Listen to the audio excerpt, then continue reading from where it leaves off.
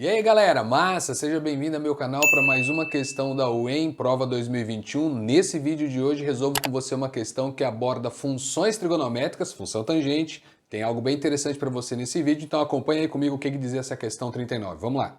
Considere a função real f de x igual a tangente de x menos π sobre 4. Assinale o que for correto. A afirmação 1 diz para você: o gráfico de f intersecta o eixo das abscissas para todo x pertencente ao conjunto, e ele fornece o conjunto para você com três valores: π sobre 4, 5π sobre 4, 9π sobre 4. E aí, pelo conjunto que ele descreveu, você consegue observar que estamos indo em direção ao mais infinito e vindo do menos infinito. Nesse item 01, quando ele fala para você em pontos onde o gráfico toca o eixo das abscissas, o que nós precisamos lembrar? Primeiro passo, estou falando da função tangente, já descrito no quadro, e no item 1 ele fala sobre os valores do x para quando o y é igual a zero. Lembre-se que para quaisquer funções que nós tenhamos no plano cartesiano, o ponto que toca o eixo x, em algum contexto você acaba dando nome para sendo a raiz de uma função. Ponto que toca o eixo x para quaisquer situações envolvendo as funções é quando o y vale zero. Então nessa primeira afirmação, é uma afirmação bacana porque vale relembrar alguns detalhes relacionados às equações trigonométricas quando eu não tenho um intervalo limitado, e sim eu trabalho dentro do universo dos reais. Então acompanhe comigo qual é a parafernália que eu preciso relembrar com você dentro desse primeiro item. Um item bem interessante. Lembre-se que o objetivo aqui não é você fazer teste, bastava você pegar os valores do conjunto e testar na função, mas lembre-se que aqui nós pegamos essas questões para recordar assuntos da matemática. Então acompanhe comigo qual é a historinha do item 1 dessa questão 39. Nós temos a tangente do arco x menos π sobre 4 e esse cara precisa ser zero. Legal, até aí tudo bem. O que eu preciso lembrar? Existe um arco que ele definiu de x menos π sobre 4. Então, este cara, carinhosamente, eu vou chamar de θ. Não há essa necessidade, tá? É só para você relembrar alguns detalhes. E quando eu chamo esse arco de θ, o que eu vou lembrar com você? A tangente do ângulo θ precisa ser zero. Imagem meramente ilustrativa. Acompanha comigo. Quando eu olho para a circunferência trigonométrica, o que eu preciso lembrar dentro desse contexto? Na circunferência trigonométrica, onde que a tangente vale zero? A tangente vale zero. Deixa eu marcar com as mesmas cores. Nesse ponto que eu vou chamar de ponto A e neste ponto que eu vou chamar de ponto B. Então são dois pontos que pertencem à circunferência trigonométrica quando eu tenho a certeza que aqui a tangente vale zero. O que mais nós sabemos? Nessas duas extremidades, você tem a tangente ela não existindo. Então eu vou colocar duas situações onde eu já coloco para você. Não existe a tangente no ponto aqui embaixo, não existe a tangente no ponto aqui em cima. Ô Bel, mas por que você não falou π sobre 2, 3π sobre 2? Por que você não disse 0, 2π e π? Porque quando nós marcamos um ponto na circunferência trigonométrica, esse ponto assume infinitos valores. E o que nós temos que lembrar aqui nesse contexto é que esses valores assumirão números reais positivos, se eu estou no sentido anti-horário, e ele trabalha com valores para esses arcos negativos quando nós estamos no sentido horário. Perfeito, até aí tudo bem. Agora, quando eu olho para essa informação, o que eu preciso lembrar? Existem infinitos valores para este ângulo que eu calculo a tangente dá zero. Basta parar em um desses dois lugares, no ponto A ou no ponto B. E a direção tanto faz para nós, pegando direção negativa ou positiva. Então pode observar que no conjunto que o cara forneceu para você, ele começa de um menos infinito, ele não descreve isso para você, mas está subentendido pela escrita. Você vem de um menos infinito até um mais infinito. Então nós estamos trabalhando na descrição do conjunto, do menor para o maior, então eu posso ter valores negativos para o x, eu posso ter valores negativos para o arco, que faz a minha conta dar zero. Então, nesse contexto, o que eu teria que relembrar? Essa situação envolvendo o ciclo trigonométrico. Agora vamos continuar com a nossa brincadeira. Se eu quero parar em um desses dois pontos que eu chamei de A e B, o que eu preciso lembrar? Que nesses pontos, então vou trazer o link para cá agora, são dois pontos onde eu tenho a certeza que a tangente vale zero. Então significa que o ângulo que eu tenho que calcular a tangente precisa parar em um desses dois valores. Agora acompanhem a visão ninja comigo e o raciocínio para esse item. Vamos lá. Se eu estou na origem, o valor é zero. Eu vou pegar o sentido anti-horário, onde os valores dos ângulos são positivos. E eu vou trabalhar com a ideia do π. Por quê, Bel? Porque ele colocou π no arco, então o ideal é que você saiba trabalhar com os πs. Tem muita gente que gosta de trabalhar em graus. Graus na trigonometria é um conceito muito primitivo. Naturalmente a gente trabalha com os valores do π em radianos, mas lembre-se que isso é um número, tá, galera? Tem contextos aí que você precisa lembrar dessas definições. Isto é um número. Então acompanha a ideia junto comigo. Vamos lá. Eu tô com 0 no ponto A, sentido anti-horário. Então o que eu sei? Que quando eu dou uma volta completa, eu percorri 2π. Legal. Quando eu percorro a metade, é um π só. Então, do A até o ponto B, no sentido anti-horário, nós temos 1π. Do B até o ponto A de novo, no mesmo sentido, você anda um outro π. Legal, chegamos em 2π. Se você continua na circunferência, na mesma trajetória, no mesmo sentido, você percorre mais um π, então chegou em 3π. Mais um π chega em 4π, pronto, visão ninja identificada. Acompanha comigo. Toda vez que você parar no ponto A, você terá um número par vezes o π. Toda vez que você parar no ponto B, você terá um número ímpar vezes o π. Então note, 0π, agora eu vou seguir nessa trajetória só apontando para você. 0π, 1π, 2π, 3π, 4π, 5π, 6π, 7π, 8π, tá bom. Vamos no sentido horário agora, onde os arcos são negativos. O que faz a diferença para você é o sinal de menos. Então o que a gente tem? Menos 1π, menos 2π, menos 3, menos 4, menos 5, menos 6. Você continua com valores pares e ímpares para esses dois pontos. Legal? Então ou eu tenho um número par vezes o π, ou eu tenho um número ímpar vezes o π. O que significa? Que para eu parar em um desses dois pontos, eu preciso ter sempre um número inteiro vezes o π. 0, 2, 4, 6, 8, 10 e os outros valores inteiros? 1, 3, 5, 7. Então, se eu pegar todos os valores pares e unir com todos os valores ímpares, eu obrigatoriamente tenho todos os valores inteiros do nosso universo. Então, nesse contexto, o ângulo que eu quero calcular a tangente precisa parar em um desses pontos, que passa a ser descrito como sendo k vezes o π, vírgula, qualquer que seja k pertencente aos inteiros. Legal. Até aí tudo bem. O que eu fiz foi escrever a expressão geral dos arcos. Pontos que são simétricos em relação ao centro, você tem uma certa regularidade, uma expressão que serve para os dois. Legal. Feito isso, o que vai acontecer? Agora eu faço a substituição. Eu disse no começo que não precisava trocar pelo ângulo θ justamente por isso. Porque o que eu sei? A tangente do ângulo precisa obrigatoriamente parar nesses dois lugares. Por quê, Bel? Se parar nesses dois lugares, a tangente vai dar zero, que é o que eu quero, y igual a zero. Y igual a zero diz que você está trabalhando com um ponto sobre o eixo x. Então aqui diz que o ponto está na abscissa, como nós queremos, porque o y é zero. Legal? Então, feito isso agora, basta trabalhar com essa equação envolvendo essa expressão e determinar esses valores e verificar quem são esses infinitos valores que faz você interceptar o eixo x. Acompanha comigo então agora a ideia. Vamos lá. Quem é o θ? X menos π sobre 4. Então agora ficou assim. X menos o π sobre 4 precisa ser igual a k vezes o valor do π, qualquer que seja k pertencente aos inteiros. Vou passar o π sobre 4 para o outro lado. Então, nesse momento, significa que o x tem que ser igual a π sobre 4 mais k vezes o valor do π. Isso basta, tá? Isso basta, mas eu vou dar uma melhorada na escrita, que algumas questões é legal você melhorar essa escrita para ter um contato visual e saber se o item é verdadeiro ou falso, saber se a afirmação que ele traz ou os itens que você tem, de repente a prova que você está fazendo para assinalar, leva você para um determinado contexto um pouco mais rápido e não fique descrevendo de um por um. Mas aqui basta para você fazer a análise. Eu só vou trabalhar com a afirmação com qualquer que seja k pertencente aos inteiros. Mas como eu quero melhorar a minha ideia, então como que ficará o valor do x? Ou seja, quais são os infinitos valores do x que faz o gráfico tocar o eixo da abscissa? Quais são os infinitos valores do x que faz o y ser zero? π sobre 4 mais k vezes o π, com o k sendo inteiro. Ah, Bel, mas melhor isso aí. Então vamos lá, vamos descrever algumas coisas. Nesse contexto, eu vou tirar o mínimo e colocar o π em evidência. Então olha só como eu vou escrever. π dividido por 4, que vai multiplicar quem?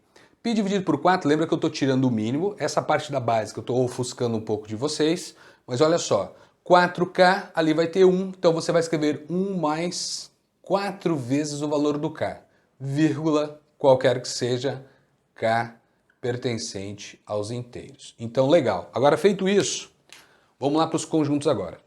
Como o k precisa ser um número inteiro, olha o que acontece. Eu não vou escrever, mas você acompanha junto comigo. Vem cá, ó. Acompanha aí. Vou pegar o primeiro valor inteiro bonitinho. O que é o primeiro valor inteiro bonitinho? Vou determinando esses valores aqui em cima, eu vou escrevendo, tá? Então, nesse primeiro contexto, o que nós temos como informação? Vamos lá. Se o k for zero, o que vai acontecer? 4 vezes 0, 0. 0 mais 1 dá 1. 1 vezes π sobre 4, π sobre 4. Então, começamos a brincadeira e estamos afirmando que π sobre 4 é um dos valores do x que faz a minha conta dar zero. Não necessariamente ele é único, porque eu tenho infinitos valores inteiros e isso traz como consequência infinitos valores para o x. Então observa já no começo da nossa afirmação como eu estava relembrando com você sobre pontos que tocam o eixo da abscissa, eixo x. Essa função tangente existem infinitas raízes. Do menos infinito até o mais infinito você tem infinitos pontos de encontro. Esse é um deles. Então como eu vou começar com você a brincadeira dizendo assim, ó, o k eu troquei por 0, ok. Próximo valor inteiro, 1. O que vai acontecer? 4 vezes 1, 4. Mais 1, 5. 5π sobre 4. Então o próximo valor é o 5π sobre 4, vírgula. Continuamos. Próximo valor inteiro que eu vou trocar é o 2. 2 vezes 4 dá 8, mais 1, 9. O que aconteceu? 9π sobre 4, vírgula.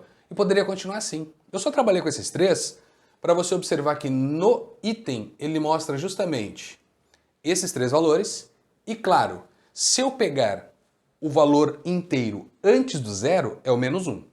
O primeiro valor inteiro antes do zero é o menos 1. Claro que da direita para a esquerda. Então, nesse contexto, menos 1. 4 vezes o menos 1 vai dar menos 4. Menos 4 mais 1 vai dar menos 3. Menos 3π sobre 4. Então, aqui você teria menos 3π sobre 4, antes do π sobre 4. E aqui você tem outros valores que serão negativos. Então, a afirmação não mostra para você no conjunto o menos 3π sobre 4. Ele começa a partir do π sobre 4, mas ele mostra esses três consecutivos. Conforme eu disse, o objetivo do canal não é você chegar ao gabarito da questão, e sim relembrar esses assuntos. Dá só uma olhada no que está acontecendo. Na hora da prova não tem problema nenhum em você fazer isso, mas olha o que está acontecendo. Se eu trocar o π sobre 4 no x, π sobre 4 menos π sobre 4 dá 0. Tangente de 0 vale 0. Perfeito, deu certo. Continua. Se eu trocar o x por 5π sobre 4, 5π sobre 4 menos π sobre 4 vai dar 4π sobre 4. 4π sobre 4 vale 1π, tangente de 1π também vale 0. Perfeito. 9π sobre 4, troquei no x, virou 8π sobre 4, dividido deu 2π, tangente de 2π, deu 0. Legal. Com esses três valores fazendo o teste, você já consegue chegar que o item é verdadeiro. Porque o que eu devo lembrar? Ele precisa mostrar para você a regularidade. Então ele mostra três valores consecutivos para você observar que essa regularidade ela se mantém. E qual é a regularidade que você consegue enxergar nos três itens informados na questão? Lembrando que ele mostra daqui para lá, tá? Quando você olha para isso, o que nós notamos? Eu estou acrescentando, Bel, 4π sobre 4 ao número anterior. Então, π sobre 4 mais 4π sobre 4, mais 4π sobre 4, mais 4π sobre 4.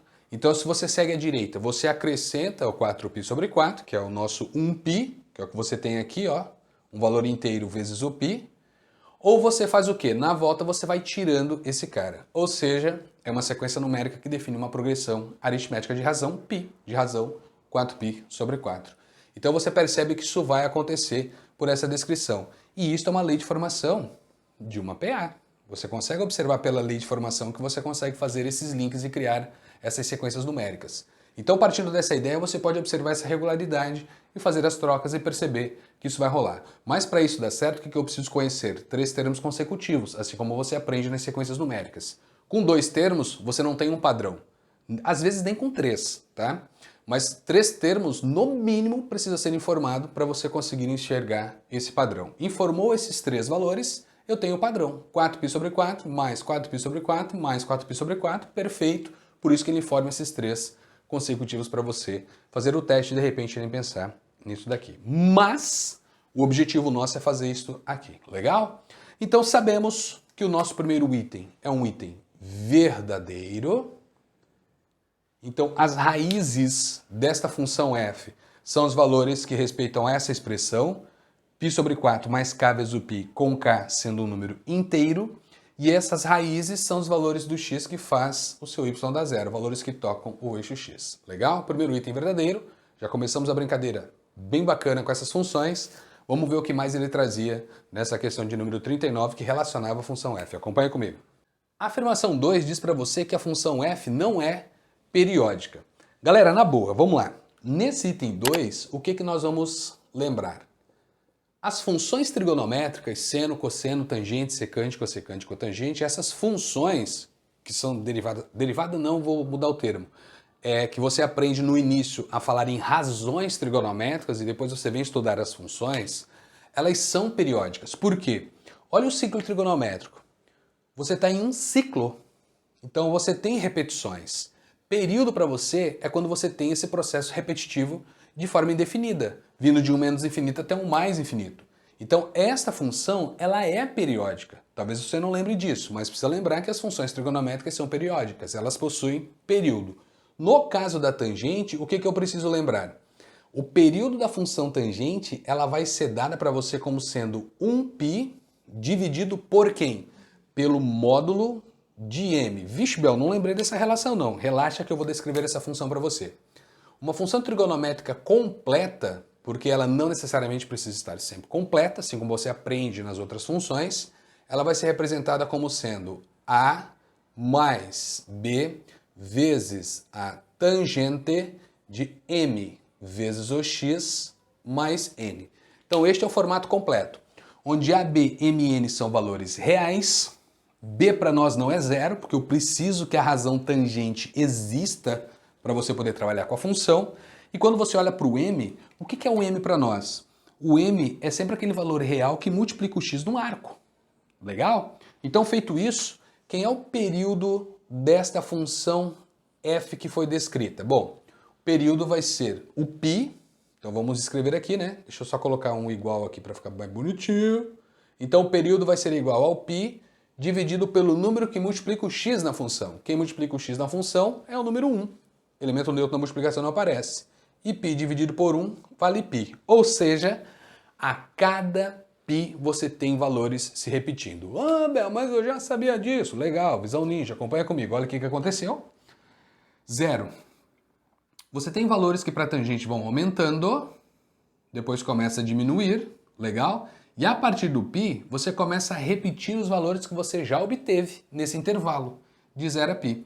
À frente do π, você pega os mesmos valores, se repetindo na mesma sequência, até você chegar no ponto A, que é o 0 de novo, que vai virar 360, que vai virar 2π, e você continua nesse processo repetitivo, nessa ideia cíclica. Você está girando ao redor, independentemente da direção, tá? Você vai ter sempre essa sequência aparecendo, mas você está girando nessa circunferência, então significa que existe um período, existe uma repetição para você de valores na mesma sequência, se repetindo de forma indefinida. E o período para nós é π.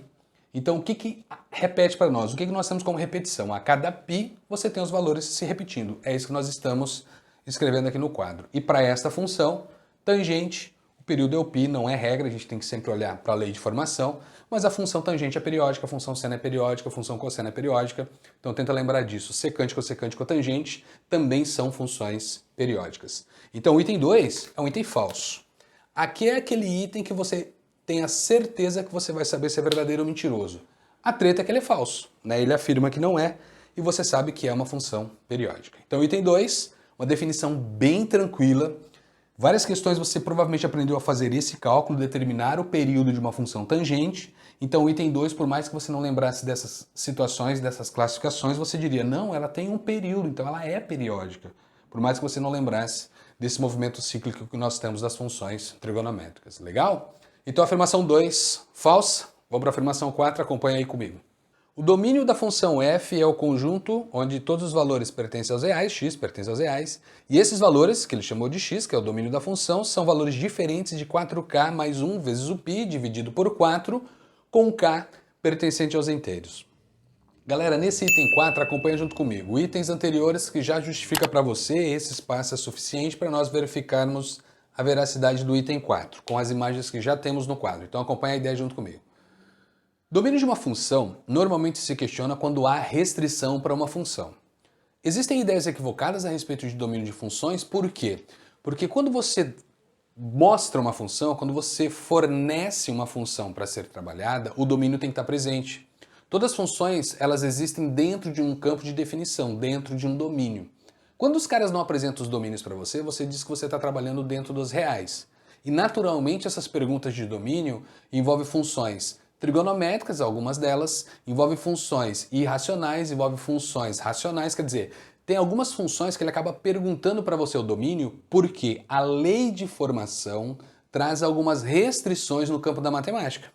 E aí você aprendeu a dizer o que de repente? Ah, Bel, o conjunto domínio é sempre aquele maior conjunto, não, já tem uma treta. Porque o que você está fazendo? Você está tentando quantificar elementos de um conjunto onde a quantidade de elementos ela é infinita.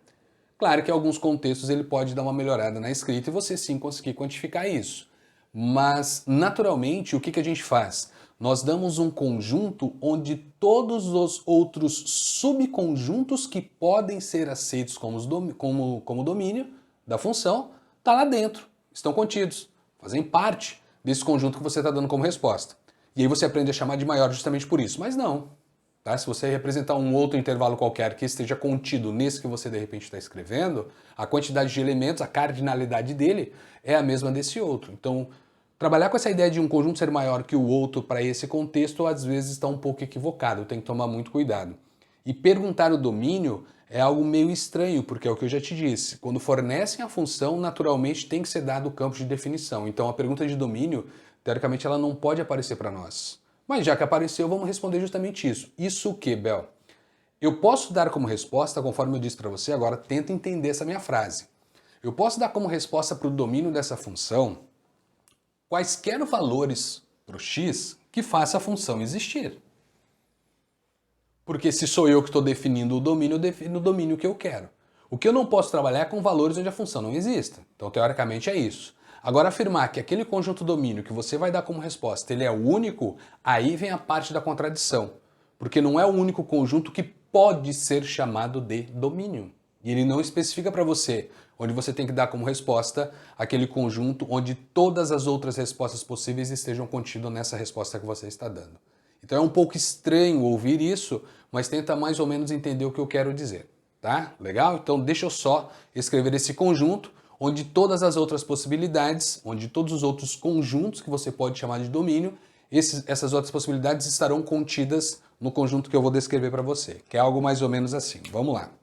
Domínio, restrição. Sempre pensar nisso, restrições. Neste contexto, a restrição da tangente é não existe no ponto que está aqui em cima, não existe no ponto que está aqui embaixo. Legal. Então o que eu digo? O ângulo θ não pode parar onde? No π sobre 2 mais k vezes o π, onde o k tem que ser o número inteiro. Legal? Então eu preciso agora escrever a expressão geral dos arcos para esses dois pontos que eu deixei abertos, para essa ideia da tangente. Enquanto no item 1, eu escrevi a expressão geral dos arcos para os dois pontos fechados, que é o ponto A e o ponto B. Legal? Então vai ficar mais ou menos assim. O ângulo, já ganhando espaço e tempo com vocês, que ele chamou de x menos π sobre 4, não pode ser o quê? Não pode ser π sobre 2, que é o primeiro valor bonitinho positivos que nós vamos dar para esse ponto aqui de cima, porque ele assume infinitos valores, o lá de baixo também. Então o ideal é você pegar sempre o primeiro positivo. Então π sobre 2, mais, como o outro ponto ele é simétrico em relação ao centro da circunferência, então eu tenho mais 180, mais 180, mais 180, ou de repente, π sobre 2, 90, menos 180, menos 180, menos 180. Então aí você tem essa regularidade para escrever aqui na frente, que é o nosso k vezes o π. Qualquer que seja o k pertencente aos inteiros, não vou escrever isso ainda. E aí o nosso objetivo é isolar o x. Então o x ele precisa ser diferente de quem? π sobre 2 mais π sobre 4.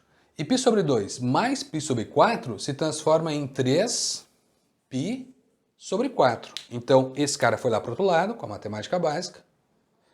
Nosso objetivo é isolar o x. Então o x precisa ser diferente de 3π sobre 4 mais k vezes o valor do π. E aqui, teoricamente, nós terminamos já a ideia desse domínio que eu falei para vocês. Então, um conjunto onde quaisquer outras respostas que caibam para essa função f, que você venha dar como resposta, estará contido nesse conjunto que eu vou escrever aqui, que diz o seguinte para vocês. X pertence aos reais, tais que o x precisa ser diferente. Ah, Bel, vamos tirar o mínimo, vamos fazer toda aquela parafernália da matemática básica. Aí a opção ela é de vocês. Mas o que eu vou escrever assim, ó, π sobre 4, que vai multiplicar o 3 mais 4 vezes o k. 4 vezes o k. Vírgula, com o k sendo um número inteiro. E aí nós temos este sendo um conjunto onde qualquer outro conjunto que você pegue como resposta que esteja contido neste que eu estou dando também pode ser aceito como domínio. Por isso que no início dessa afirmação eu disse para você sobre essas tretas de perguntarem domínios de funções, tá? Sobre domínios de funções. O que é o ideal para nós? Não ter o questionamento mais sobre o domínio de função. No entanto, nessas novas literaturas, essas perguntas elas não aparecem mais. O que aparece? Onde que a função é definida? Onde que ela é definida? Agora, quando eu digo para você onde ela é definida, eu preciso analisar todo o intervalo. Quando eu digo para você que eu preciso analisar todo o intervalo, a minha resposta ela é essa. Então, aqui é onde ela é definida. Dentro do campo de definição da função, qualquer intervalo que você pegar pode ser chamado de domínio. Por isso há essa contradição nessas perguntas. Legal? Então, nessas novas literaturas, essa pergunta ela já não começa a aparecer mais. E sim, o cara começa a trocar esse termo porque foi muito questionado sobre o estudo dos domínios. O que é o domínio de uma função literalmente? Você que não entendeu o que eu estou dizendo, dá uma pesquisada. Verifica o que é o domínio de uma função. E daí fica um pouco mais claro para você, de repente, nas funções simples, o que eu estou referindo com você a respeito do domínio dessa função trigonométrica. Bacana? Mas era isso que a UEM queria que você fizesse. Era isso que a UEM queria que você desse como resposta. Nós já sabemos que o item era falso, por quê? Pelo item 1, como eu escrevi. Olha o que eu escrevi. Eu estou afirmando para você que existem valores do x que fazem a minha conta dar zero. E esses valores são descritos por essa expressão.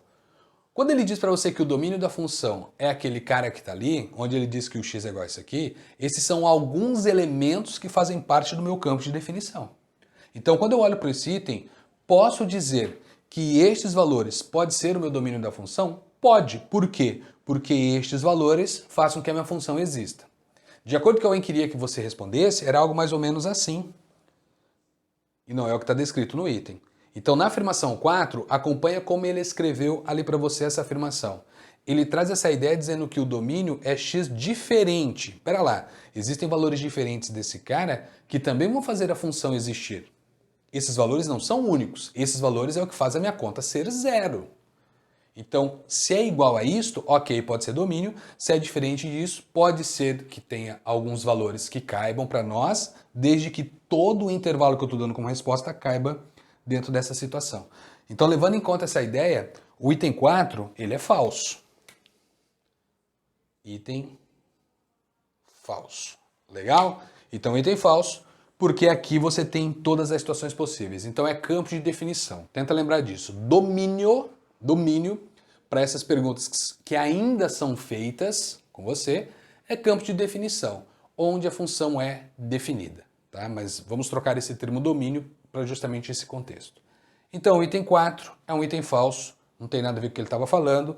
Olha só que esses valores fazem com que a função exista, ele está dizendo que esses valores a função não vai existir. Né? Então tem que tomar cuidado com isso daí.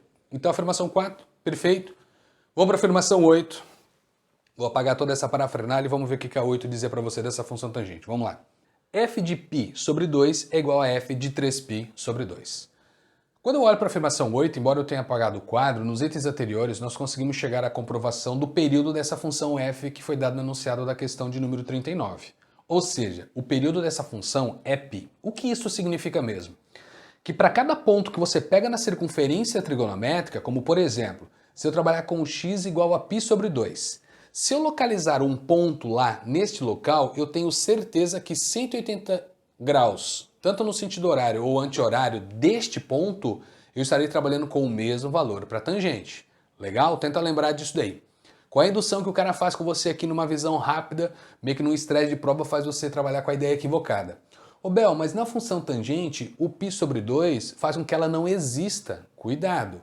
O que não existe para nós é a tangente de um ângulo sendo dado como π sobre 2. Nesta função, o x não é literalmente somente o ângulo. Ele faz parte do ângulo. na literatura que foi dada para você, ó, é x menos π sobre 4. O ângulo é tudo isso daqui, não é só o x. Então, quando eu falo para você quem é f de π sobre 2, o que você tem que calcular, na verdade, é a tangente do π sobre 2 menos o π sobre 4, que é a mesma coisa que a tangente de π sobre 4. Então, essa tangente ela existe e nós conhecemos porque π sobre 4 é um valor notável. Então, até aí tudo bem. O que eu sei? Que quando eu peguei o x para π sobre 2, quando eu acrescento 180 graus, ou quando eu acrescento π, eu paro em 3π sobre 2. Então, matematicamente, isso tem que chegar no mesmo valor. Por quê, Bel? Porque essa função é periódica. E qual é o período? Π. Então, a cada π você começa a repetir os valores. Se eu trabalhei com π sobre 2 e somo π vale 3π sobre 2, então significa que quando eu escrevo aqui embaixo f de 3π sobre 2 e faço a troca na função, nós estamos trabalhando com a tangente de 3π sobre 2 menos π sobre 4. Isto ficará igual a quem para nós? Na diferença, 3π sobre 2 menos π sobre 4, isso se transforma na tangente de 5π sobre 4, e 5π sobre 4 tem o mesmo valor que a tangente de π sobre 4. Por que mesmo, Bel? Vamos lembrar lá do início do ciclo trigonométrico para você que não consegue recordar isso já de cara. Na tangente, o que nós sabemos?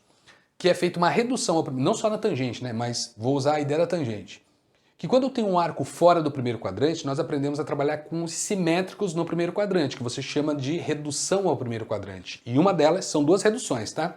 Uma delas é a clássica, que você diz, no segundo quadrante eu verifico que está faltando para 180, no terceiro quadrante eu verifico que está passando de 180, e no quarto quadrante eu verifico que está faltando para 360.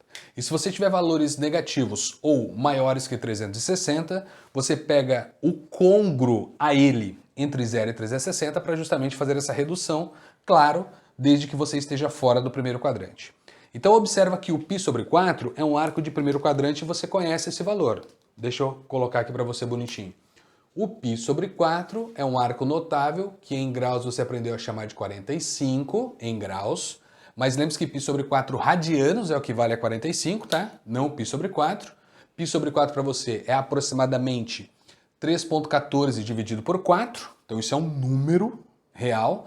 Em algumas questões, você que está estudando para o UEM, em Santa Catarina, a Universidade Federal de Santa Catarina já fez algumas tretas nos somatórios envolvendo números que faziam você ter uma confusão com graus e números. Então isso aqui é equivalência, tá? É o equivalente a você trocar por 45. Π sobre 4 não é 45 graus. Π sobre 4 radianos equivale para você 45 graus. Dá uma analisada no começo do ciclo trigonométrico para você lembrar dessas definições, tá? Então, marcações. Ou eu pego um ângulo central em graus, ou eu pego um ângulo central em radianos, ou eu pego um arco, que é o comprimento. Então isso aqui é uma unidade de medida linear para nós. Isso aqui é um número, tá? Então é equivalente a 45 graus. Então trabalhar com a tangente de π sobre 4 é a mesma coisa que trabalhar com a tangente de 45, e a tangente de 45 vale raiz de 2 sobre 2. Bacana. Quando você olhar para a redução ao primeiro quadrante, o que além daquela redução você precisa lembrar? Os sinais. Por definição, positivo no primeiro quadrante, porque você leva a intersecção lá para cima, negativo no segundo, porque você leva a intersecção para baixo, positivo no terceiro, porque você volta a levar a intersecção lá para cima, e negativo porque você traz a intersecção aqui para baixo. Intersecção com o eixo da tangente. Perfeito. Então, quando você olha para isso, o que nós temos que lembrar? Se eu parar no segundo quadrante, eu verifico o que falta para 180, faço a substituição e atribuo o valor negativo a esse número. Se eu estou no terceiro quadrante, eu verifico o que passou de 180 e atribuo o valor positivo a esse cálculo da tangente. Se eu estou no quarto quadrante, o que falta para 360 e atribuo o valor negativo à tangente que eu estou calculando. Legal. E o que é o 5π sobre 4? O 5π sobre 4, ó que massa na visão ninja. 0, 1π sobre 4, 2π sobre 4, 3π sobre 4, 4π sobre 4, 5π sobre 4. É um cara que está, teoricamente, na metade do terceiro quadrante. Então está no terceiro quadrante. Então se está no terceiro quadrante, o que você verifica para um cara que está no terceiro quadrante? O que está passando de 180. 5π sobre 4, agora vamos lá de novo, é o equivalente, não é igual, como eu citei lá em cima. Então, este 5π sobre 4, vou trabalhar com a ideia de equivalência, então é equivalente a 225 graus. Ou seja, quanto que passou de 180? Passou 45. Então, o que nós aprendemos a fazer? Troca pelo 45. Então, você vai afirmar que isto é a tangente de 45 graus, que nós chamamos de π sobre 4 pela equivalência. Está lá em cima. Legal. Só que, e nesse quadrante, quando eu olho o sinal é positivo. Massa, positivo. Não precisa colocar este sinal aqui na frente. Mas lembre-se que este sinal que você põe aqui na frente, ele vem justamente do quadrante que o ângulo faz parte. Feito isso, então a tangente de π sobre 4, esse cara nós já calculamos, vale raiz de 2 sobre 2. Estes valores são iguais, então f de π sobre 2 é igual a f de 3π sobre 2. O item 8 ele é verdadeiro, mas volto a falar, nós já sabemos disso pelo período da função que foi calculado antes.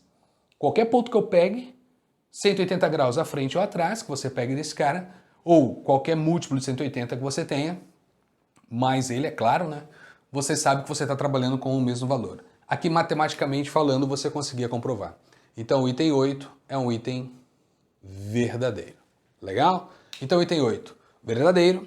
Vamos analisar o item 16 para nós fecharmos essa questão de número 39. Então, o que o item 16 falava para você nessa questão da função tangente? Vamos lá. A imagem de f é para nós o conjunto dos números reais.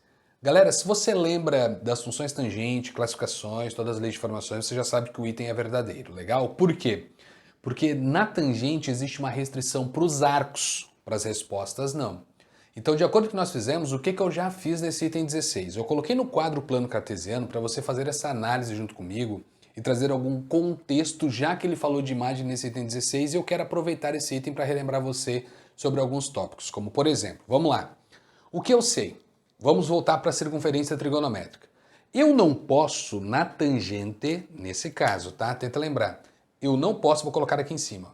Eu não posso parar em um arco aqui em cima e eu não posso trabalhar com um arco aqui embaixo, porque são dois lugares onde a nossa tangente ela não vai existir. Até aí, tudo bem. Agora vamos lá de novo. Qualquer valor que eu pego entre 0 e esse ponto aberto, que é o nosso π sobre 2, o primeiro valor positivo, faz a minha tangente ter uma variação de 0 ao mais infinito. Quando eu vou para o segundo quadrante, muito próximo do π sobre 2, eu estou muito próximo do menos infinito. Então eu venho aumentando os valores do arco até chegar no π, os valores vêm crescendo do menos infinito até chegar no zero novamente. E a partir do π você começa a ter zero e volta para o mais infinito. Então nesse contexto, o que eu quero recordar com vocês? O domínio da função faz com que você passe para quem analisa gráficos, questões que trazem gráficos para vocês. Faz com que, no caso da tangente, como há restrição, faz com que você trace o que nós chamamos de assíntotas. Então, nesse contexto, esses pontilhados é uma assíntota. E neste contexto, a assíntota é aquela região no plano cartesiano onde você não pode fazer a tua curva passar por ela. Por quê? Porque naquele local eu sei que eu não posso usar aquele valor do x. Nota que eu já coloquei os valores que eu não posso usar. Eu não posso usar o menos π sobre 4 porque o que vai acontecer? Se eu trocar o x por menos π sobre 4, menos π sobre 4 com menos π sobre 4, isso equivale a menos 2π sobre 4. E menos 2π sobre 4 é equivalente a menos π sobre 2. E o menos π sobre 2 está exatamente nesse local onde a tangente não existe. Então, se eu trocar o x por menos π sobre 4, eu não tenho resposta para dar porque ela não existe. Não há definição para isso. Então, nessa situação, traçamos uma assíntota para mostrar para você no plano cartesiano que neste local todos os valores que eu tenho que trabalhar não pode passar por este pontilhado. E de forma análoga vai acontecer com 3π sobre 4. Vou trocar só mais uma vez para você captar a informação junto comigo. 3π sobre 4 menos π sobre 4 vai dar 2π sobre 4. 2π sobre 4 é o nosso π sobre 2, que está exatamente aqui em cima. E parou aqui em cima, eu sei que a tangente não existe. Então eu não posso usar esse valor do x. São infinitos valores que eu não posso usar. Lembra que nós calculamos em item anterior aquele campo de definição que ele pediu para você determinar como sendo o domínio de uma função? O domínio de uma função, ou seja, o campo de definição. Deixa eu subir um pouco mais isso daqui para eu ganhar um espaço com vocês. A ideia é a seguinte. O campo de definição, os valores que você pode usar para o x na função, diz justamente onde as assíntotas serão traçadas no plano cartesiano. Porque ele diz o seguinte, ó, os valores do x não pode ser o que, de acordo com que nós já havíamos calculado. Não pode ser 3π sobre 4 mais k vezes o valor do π, vírgula, qualquer que seja k pertencente aos inteiros. Legal. Feito isso, o que eu fiz foi determinar justamente onde as assíntotas devem ser traçadas no plano cartesiano. Eixo x, eixo y, então onde elas não podem ser, onde elas devem ser traçadas? Nos locais onde isso aqui dá certo. Então, por exemplo, se eu trocar o k por 0, 0 vezes o π zerou, 3π sobre 4. 3π sobre 4 eu não posso usar para o x, logo lá eu preciso traçar uma assíntota. Traçamos. Bel, eu vou trocar o k por menos 1. Menos 1 vezes o π vai dar menos π. Menos π mais 3π sobre 4 equivale a menos π sobre 4. Então, no menos π sobre 4, eu preciso traçar uma outra assíntota.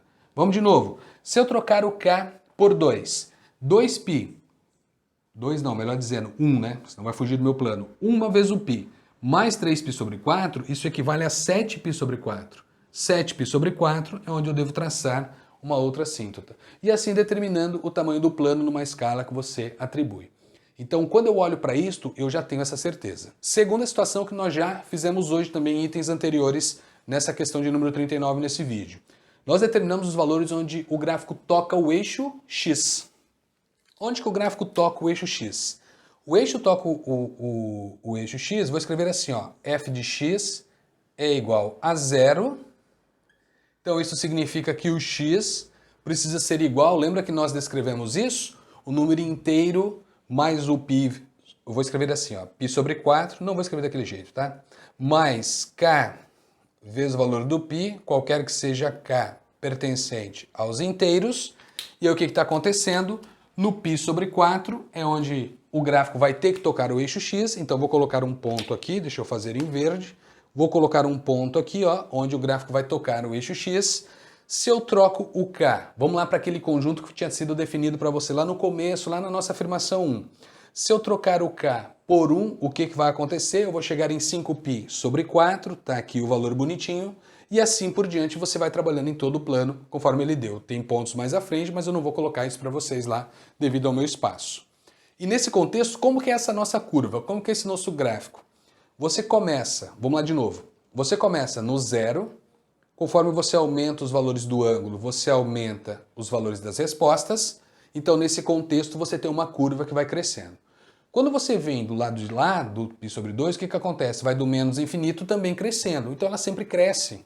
Então nesse contexto, o que vai acontecer para nós? Ó? Muito próximo da assíntota, vindo de um menos infinito, e aí você vai passando por esses valores de tal maneira que você vai crescendo. Então vou fazer a curva mais ou menos assim, lembre-se que minha imagem é meramente ilustrativa, passa no 0 e continua crescendo com a sua curva, se aproximando da assíntota, mas jamais toca essa assíntota. Eu vou subindo, quanto mais próximo do 3π sobre 4, mais em direção ao mais infinito eu estarei. Quanto mais próximo do menos π sobre 4, do lado direito, estarei mais próximo do menos infinito. Legal? Do lado de cada pontilhada acontece a mesma coisa. Muito próximo da assíntota, você vem crescendo até você chegar no 0 e vai crescendo, indo em direção à assíntota, indo para o mais infinito. E assim por diante vai acontecendo quando você passa por esses caras. Então ali não é o 2π, é mais para frente, então vou deixar assim, não vou traçar aqui. E lá a mesma coisa. Então nesse contexto todo, o que eu sei com essas representações gráficas? A variação no eixo y, ela está vindo de um menos infinito até um mais infinito. Então, ok, nós temos a certeza que a imagem dessa função é realmente o conjunto dos números reais, porque a imagem é y, eu estou usando todos os valores. Nós já sabíamos disso por definição, mas aqui você consegue visualizar isso. Mas eu fiz o gráfico só para chegar no item 16, sendo um item verdadeiro? Claro que não. Os caras podem perguntar para vocês qual é o período de uma função trigonométrica sem mostrar a lei de formação. Ele pode mostrar um gráfico. Então o que eu preciso lembrar com essa representação gráfica que está aqui no quadro? Acompanhe junto comigo na visão ninja. O período da função é a diferença entre duas assíntotas consecutivas, pontos fixos. Se você pegar o 3π sobre 4 e fizer menos o valor da assíntota anterior, só que tente lembrar do negativo, do positivo, dos pontos que você está pegando. 3π sobre 4 menos o menos π sobre 4 vai mostrar quem é o período da função. Porque você percebe que entre duas assíntotas consecutivas a tua curva ela não mudou, o teu gráfico é o mesmo. Você tem essa repetição entre esses dois pontilhados. Então a tua curva à esquerda vai ser a mesma, a direita vai ser a mesma. Esse é o padrão que a gente tem para tangente. Então nota que nesse contexto, 3π sobre 4 menos o menos π sobre 4 gera para você o mesmo valor que 7π sobre 4 menos o 3π sobre 4. Então, quando você trabalha com essa diferença, você consegue enxergar o período da sua função. O que é 7π sobre 4 menos 3π sobre 4? 4π sobre 4. E 4π sobre 4 é 1π, que é o período dessa função que nós já calculamos nos itens anteriores ali, em um deles. Se eu fizer 3π sobre 4 menos o menos π sobre 4, continua dando 4π sobre 4, que vale 1π. Então, a distância entre assíntotas consecutivas determina o período da sua função trigonométrica. Perfeito? Ponto que toca o eixo x, legal, e aí você tem essa curva aparecendo já para chamar a atenção desses detalhes. Outra situação, quando eu olho para o gráfico, campo de definição, que aqui nesse item eu chamei a atenção porque o cara escreveu sendo chamado de domínio da função. O campo de definição é justamente para você a expressão algébrica que descreve no plano cartesiano todas as assíntotas que estão sendo traçadas. Então o que eu percebo nesse contexto? Bel, eu tenho menos π sobre 4, eu tenho 3π sobre 4, eu tenho 7π sobre 4, eu já consigo enxergar uma regularidade. Período, perfeito. O que eu recomendo? Escreva o primeiro valor bonitinho. O primeiro valor bonitinho é o primeiro valor positivo. Então pega o primeiro valor positivo que você tem ali e diga que é ele mais o intervalo que você tem entre a próxima assíntota. Bel, não entendi. O primeiro valor positivo para nós é o 3π sobre 4. 3π sobre 4. Se eu estou dizendo para você que o período é π, então a cada π você tem a repetição. Então você tem mais 1π, mais 2π, mais 3π, ou menos 1π, menos 2π, menos 3π. Então você tem mais um número inteiro vezes o π. Então a distância entre duas assíntotas vezes o k, mais o primeiro valor positivo, diz para você o campo de definição, os valores que eu não posso utilizar nessa função. Legal? Existe a possibilidade, cara, cuidado, hein? Existe a possibilidade de você ter, de repente, o primeiro valor positivo, dependendo da questão, não sendo o valor aplicado, porque daí você precisa levar em conta o zero. Dá uma analisada no gráfico que eles estão passando para vocês, porque isso só acontece se o cara fornecer o gráfico. Fora do gráfico você não precisa fazer tudo isso, tá? Mas dá uma analisada na ideia gráfica. E esse tipo de situação é bem legal você relembrar. Os teus estudos trigonométricos, os teus estudos das funções trigonométricas faz você partir para essas análises. Perfeito? E aí fechamos a questão de número 39, item 16, verdadeiro. Utilizei o item para trazer essa imagem para você. Eu não precisava, lembrando, né? Eu não precisava disso. Eu já conseguia, por definição matemática, saber que a imagem da função tangente realmente é o conjunto dos números reais, independentemente da lei de formação que ele traga para você. Legal? Então, feito isso, gabarito da questão 39, você já deve estar olhando aí para ela. Temos como afirmações verdadeiras afirmação 1, afirmação 8 e afirmação 16, fechando o gabarito 25, vou escrever aqui embaixo, então gabarito 25, e eu espero que depois de toda essa parafernália da trigonometria, você tenha compreendido esses exemplos e essas situações extras que eu trouxe para você. Legal? Quero agradecer mais uma vez a presença de vocês até aqui. Se está aqui e não é inscrito, se inscreva. Ajude ao crescimento do canal, curte, compartilhe e deixa um like aí que eu vou ficar bem feliz com você. Perfeito? E eu espero vocês nos próximos vídeos. Valeu, galera. Beijos, abraços. Fui.